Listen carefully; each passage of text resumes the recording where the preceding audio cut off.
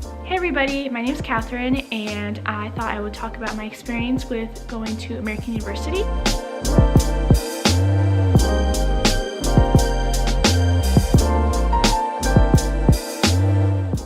So I went to American University from 2018 and I'm finishing up my degree in the summer of 2020. And I know that when it comes to picking out a school to go to, whether it's for an undergraduate degree or for a graduate degree, there's so many questions and sometimes you just don't completely get everything that you want to know through the university website or other resources. And so I thought, watching a video about someone who went through school, who's the age of a student, and I'm fresh, well, I'm not even fresh out of American University. I'm still doing a course virtually because of COVID online right now. I thought I would kind of give my input and hopefully be somewhat of a help or give an insight into what it is like to go to American University and if it is the right school for you. I kind of made a list about different parts of the school that I wanted to talk about, some pros, some cons. And first off, overall, I'd like to say that I actually really enjoyed my time at American University. I would say my experience was slightly different because I was a graduate student there. I'm sure that a lot more people apply as an undergrad because more people get a bachelor's degree than a master's degree. And so I can't fully say what it's like to be an undergrad there and what it's like, but I've gotten kind of hints of what it's like through people who were undergraduate students there. So I'm actually getting my degree in global media. Basically means that I'm studying like media studies, communication, journalism, along with international relations. And so the university, I'm sure like many others, they're divided into a bunch of different schools depending on what major or what program you want to pursue within American University, and then they all have their acronyms.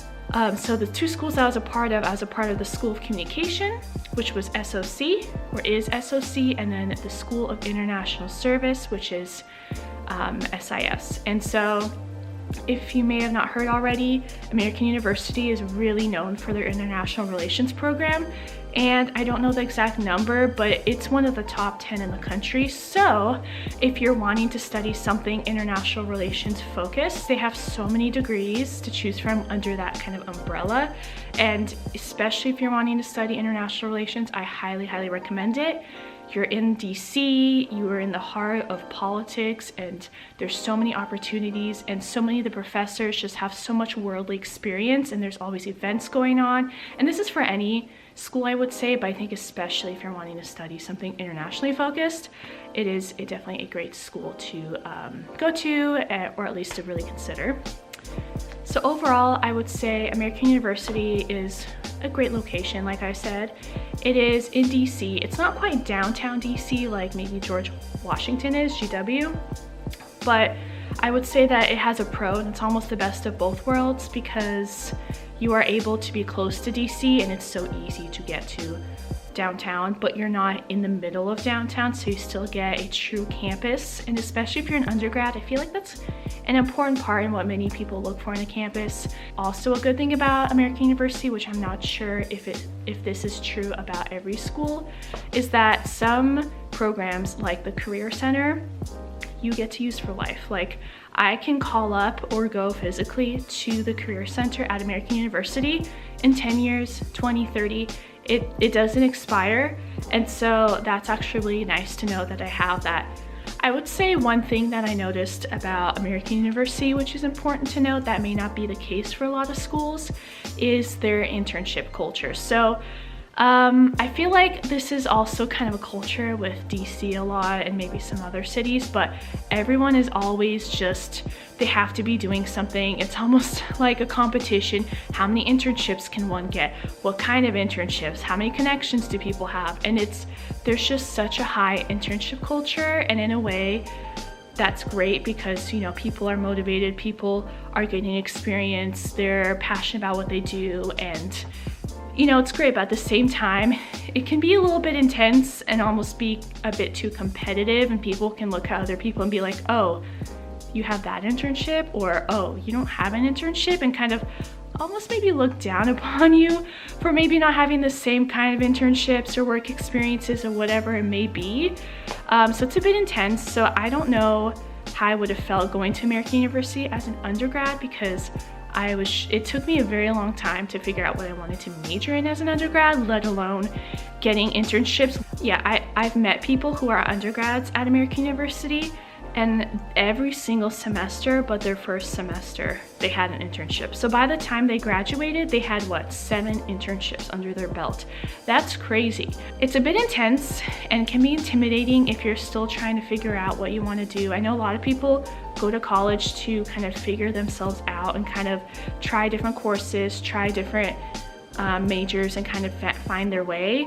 And still, if you still want to go to American and you're like that, still go for it. It's just kind of something good to know, I guess. I'm sure people at American switch their majors all the time like everyone else and just have internships in all different kinds of fields instead of just one. Another nice thing that I really liked about American University is that it's not a big school. It's I think it's a medium-sized school technically, but the classroom sizes, at least the classes that I had, especially as a grad student, were quite small. And I know it's a personal preference, but I personally like the smaller class sizes because I don't want to be known as like a number and where it's hundreds and hundreds of students in some kind of lecture hall, but I want to really connect with my classmates, connect with the professors, and just get to know them on a personal name-to-name basis. What's really important is to use your professors in networking, and then because so many professors at American University have all these amazing connections, you know, some of them worked in the United Nations or some of them worked at the State Department. My class sizes varied from like 5 students to 40, I want to say is the most, but on average it was like 20.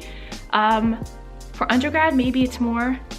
Like again, I said, I only went as a grad student, and the majority of my classes were for only grad students. I only had like 1 or 2 at the very end of my graduate career, as when I took an elective course that happened to be also available to undergrads is when I saw undergrads in my class, and they were also about like 20-30 people for the most part. So I think I had like 1 class where it was over 30.